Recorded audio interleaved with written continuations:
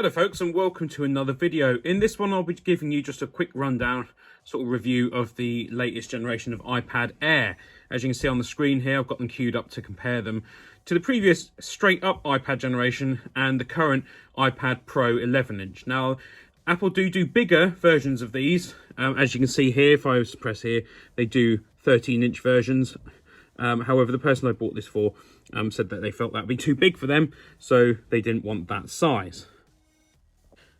So instead what we've gone for here is the iPad Air 11-inch. This is with the M.2 processor. So you've got your volume buttons there, pretty standard. You've got your connectivity for the Magic Keyboard there.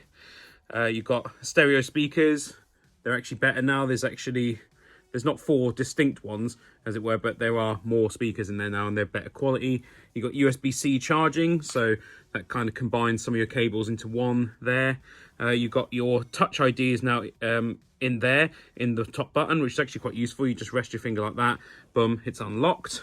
And on the back, you've got connectivity, magnetic connectivity there for charging, as well as your camera, which you'll probably almost never use. So what's good about this? It's a really good solid construction, very solid. It's got like I said, cameras on the front and on the back. No Face ID though. So let's scroll through here and have a look.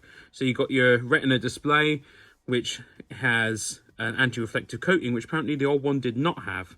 Haven't tested it outside, so we'll see in the summer what it's like outside. Obviously, the much more expensive Pro has many more features on there, but you are talking a lot more money than this. It's got the M.2 chip, which also means it works for Apple Intelligence. Now, I am not currently massively sold on AI, because I don't think it's a true AI. I think what it is more of a VI, or virtual intelligence, wherein it responds to what you ask it, and perhaps it can learn, but it's only learning. It's not learning itself really. Someone's engaging it to learn. It's different. I don't think this is true AI, but I don't think we really want to see what that is anyway. But there you go. That's for another time. Please remember to like, comment, subscribe, and share this video on your socials, and feel free to check out my Patreon. Anyway, moving on. So it's got much the same camera really as the old one. Again, the Pro gets a better camera with ProRes. Not sure what that means, but probably Apple sort of marketing speak there. Again, front camera is much the same, bit better on the other one. But again, you probably won't be using those much unless maybe for a bit of FaceTime. You've got a USB-C connector. The Pro actually comes with support for USB 4, which I didn't even think had been ratified yet, but I guess it has. And of course, the Pro also has Face ID. So that is also, I prefer Face ID in all honesty, but Touch ID is quite useful as well. Again, the Pro comes with the 4-speaker solution, but I would guess most of what you're watching on here, you probably would be quite happy just having stereo speakers. And of course, they've got Wi-Fi 6E, so it is really, really fast, although we only have a straight up. I don't think our router is Wi-Fi 6, so we need to really get that upgraded, but that's a job for another day. We don't have the cellular model. They all support Apple Pencil and the Magic Keyboard.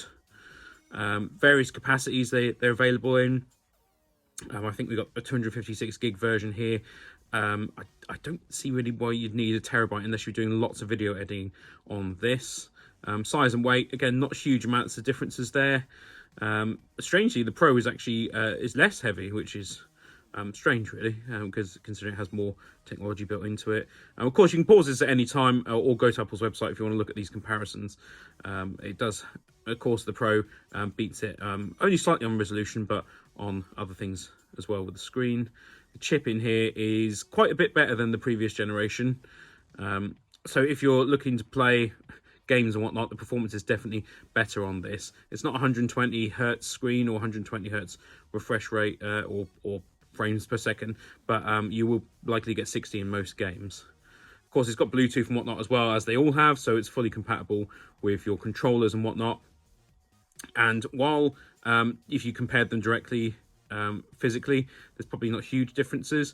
You do have that Apple AI, and of course it is significantly more powerful, so it will do significantly better in gaming.